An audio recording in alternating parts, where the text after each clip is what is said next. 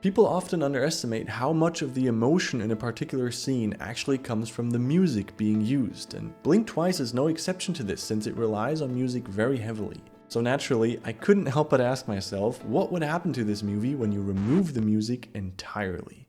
I was really excited about this movie because it's actually the first time that I've watched a movie without music where I've never seen the original with music. So going into this, I really had no idea how important the music would be or how good the visuals would be without any music, but now that I've watched it, I can say this movie did not disappoint. And there's a lot to talk about, but I want to start with first showing you a couple of scenes to give you an impression of how it's like to watch this movie without music. So starting off with a scene that's pretty early in the movie, and the music is admittedly quite subtle, but even subtle music can have a big impact. The scene I'm talking about is when we first meet the friends of Slater King. We haven't seen any of them before, and we don't really know much about Slater King, and this is how the scene feels without music. Hi! How's it going? Hey, Where's Lucas at? That's the guy that shot us. Lucas.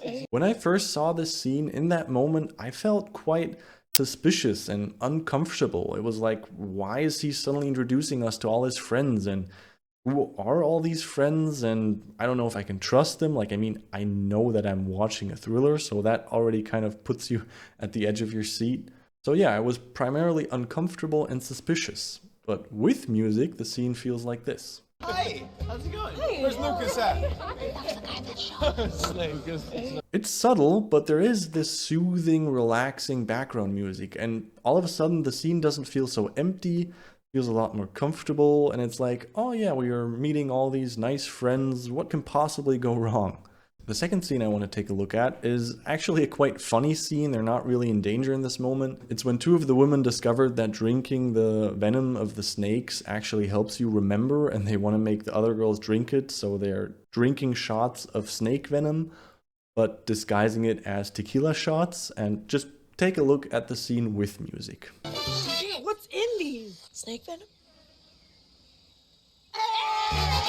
Playing with the music in this way takes you through that emotional roller coaster of like that sudden stop and then continuing and everything is fine. But without music, the scene sounds like this. What's in these? Snake venom? When I first saw this scene without music, I didn't know if there was any music or what music was playing, and I still think the scene was really funny, and it's just a showcase of, in this case, simple camera work. We'll get into some more amazing camera work in this movie, but in this case, it's just simple camera work, but just great actors. Like, their emotional shift from having fun to looking serious to laughing again, it's, yeah, it still really worked for me. I really like this scene even without music. And yeah, this is what happens without music when you have actors doing a great job. So I love things like this. The third scene I want to take a look at is a bit more of a classical thriller horror-like scene. Just take a look how it feels with music. What are we gonna do? And this is how that same scene feels without music. What are we gonna do? I know it probably seems like a big difference and that you would think without any music this scene isn't really suspenseful, but when I was in the moment of the movie and didn't know what was going to happen and we had that suspenseful build-up beforehand, I was still really tense watching this scene, even without music. It's just because it's great camera work, just how long they hold on to this angle of her and how long they're panning down. And you really think, oh shit, she got caught. But of course, the music that they do use is fitting, and with music, it is even more suspenseful. The last scene I want to take a look at is actually the one that when I watched this movie with music afterwards, this scene surprised me the most because I felt a totally different emotion when I watched it without music.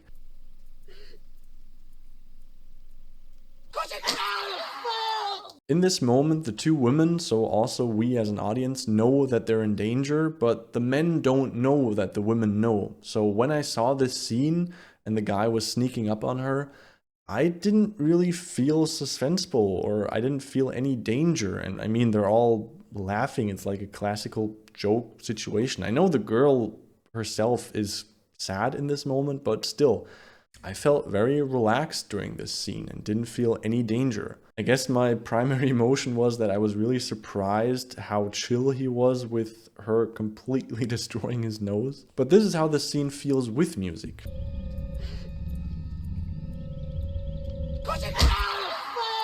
So the music that they use here is really dramatic, intense, and makes you feel like this is a dangerous situation. So for me, this is one of those instances where the music didn't really fit to the visuals, but maybe that's just me. Please let me know your opinion in the comments below. So I hope by now you have a better impression of what it's like watching this movie without music. So now I want to get into my overall experience, some general thoughts, what I noticed, what I really like about this movie, what I maybe don't like. And overall, I can say I still really enjoyed this movie even without music. I think it's a great movie, tells a great story, and the camera work is so interesting and deliberate and unique with that strong focus they always have on the characters. In this movie, the camera very often has a very strong focus on the subject with a very blurred background, and I think this is something that first of all makes this movie very unique, but for me it also created a feeling of unease because when the background is so blurry, it's really hard to grasp what kind of situation the person is in, so you never really get a feeling for their surroundings, which in a thriller is, I think, something good that increases the suspense. Another thing that adds to this movie's visually unique style is that the colors are always so vibrant. Like as soon as they're on the island, everything is so vibrant and colorful, and the weather is always perfect, and the weather is also perfect every day and the same every day, which kind of makes the days blend into each other, which is an effect that really fits to the story. I had a feeling that I was really gonna like the camera work in this movie after already a couple of minutes, because right at the beginning they do something that I really liked, and it's when we meet Slater King for the first time. When he has this conversation with the main character, they always hold the shots where they're showing him watching her that slight bit longer than you usually would hold that shot, and that just makes him as a character feel so much more creepy and weird, and it really made me feel a lot more uncomfortable during that whole King Tech meeting at the beginning, especially because I didn't have any relaxing music playing, so I really wasn't sure if I can trust this guy. But then he seemed kind of nice, but you knew that the camera work wants to tell you something, and yeah, as it turns out, he was really dangerous. But although this movie uses music very heavily, I was yet again surprised how many scenes actually didn't have any music in the original. Hello? We witnessed something similar in the movie Get Out, which also has great camera work, and I guess thriller movies just know that the absence of music can make a scene a lot more intense and engaging, because when you don't have any music playing, you're always trying to figure out, are they in a dangerous scene or are they okay? However, although this movie has a lot of scenes without music, it does really like this one audible cue. What? And of course, audible cues like that are lost when you watch this movie without music. This movie, for example, repeatedly uses this audible cue whenever we see that old lady.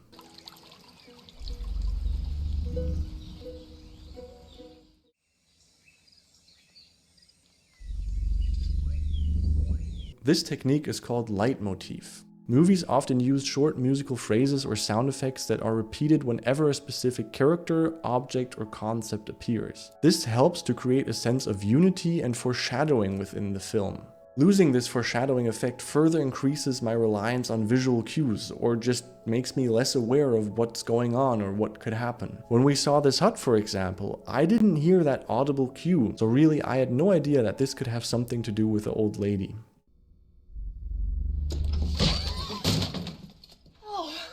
One scene I visually really liked and was really tense even without the music was the scene where she was breaking into Slater King's stuff and he's about to come in.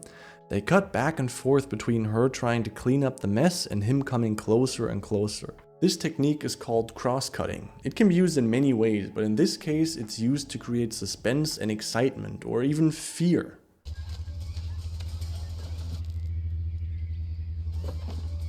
Also, I noticed another thing in this movie that was similar to Get Out, and that's the action scenes.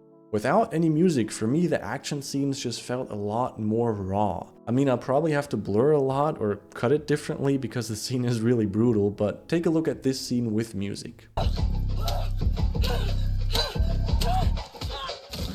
And now take a look at the same scene without music. For me, the one without music felt a lot more intense and raw, which is something that, for this thriller style, I actually really like, but let me know your opinion in the comments below. One thing that I really liked about this movie and was really unique, but I only noticed when I watched it with music, is actually the stylistic choice of this movie to use very happy music in very dangerous or terrifying scenes.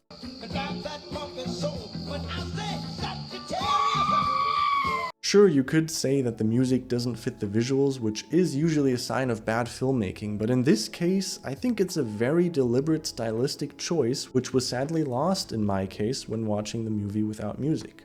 Now, did I miss this stylistic choice? No, of course not. The movie still works perfectly without that, but it is very interesting and makes this movie unique, so it's really something that I wouldn't want to miss. But I want to bring things back to the camera work, because another thing that it does really great in my opinion is how everything the camera focuses on feels like it has a purpose and intent. Many movies, and I feel like especially horror movies or thrillers, have a tendency to set something up or show something that doesn't really get a payoff later, which is really annoying when you're watching the movie. But that really wasn't the case here. This movie did an excellent job at setting something up and giving it a very satisfying payoff later. We see that Frida has a scar, which is also basically the first thing that we see when we first meet her. And this scar also gets mentioned by Slater King.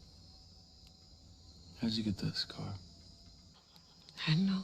The payoff is when we find out that Frida has actually been on this island before, and that's when she got this scar, but she simply can't remember. Another amazing visual setup is how this knife gets showcased very deliberately and several times, and is also talked about several times. What's the payoff? Frida uses it in the end to kill Stacy and defend herself against Slater King. The gun of the security guard also gets its own very intentional camera move at the beginning. What's the payoff? When a fight breaks out between the women and the men, it's this gun that gets used and causes a shift in power dynamics. And also this lighter. All throughout this movie, they have shown and talked about this lighter so much. Jess, can I get your lighter? Yes, but I want it back. I'm gonna have to write my goddamn name on that thing. Hey, hon, you have that light? Yeah. Thank you. The payoff was that the lighter was the reason for one of the girls trusting Frida when she said that a friend of her went missing. And although sadly the lighter wasn't used for it, the place did end up burning down. Also, the lighter was used to hint at them always forgetting the last day. Oh. I don't even remember taking it. And I can go on and on with these visual cues. It's basically the principle of Chekhov's gun used to perfection. And it's things like this that really become more important when you watch this movie without music, because it really puts a hyper focus on the visuals. And when the visuals then get a setup and a payoff, it's even more satisfying. Another thing that you focus more on without music is the dialogue. So I want to give a quick shout out to the amazing dialogue in this movie. Everybody say, making memories! Making memories! Very nice to meet you. I remember you.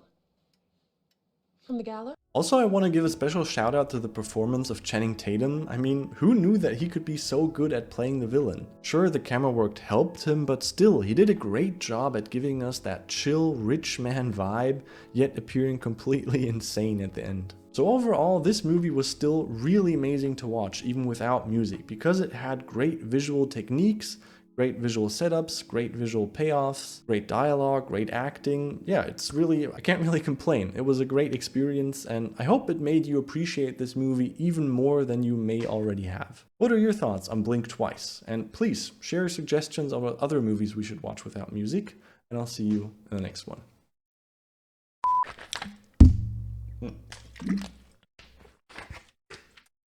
Sorry, are you still there?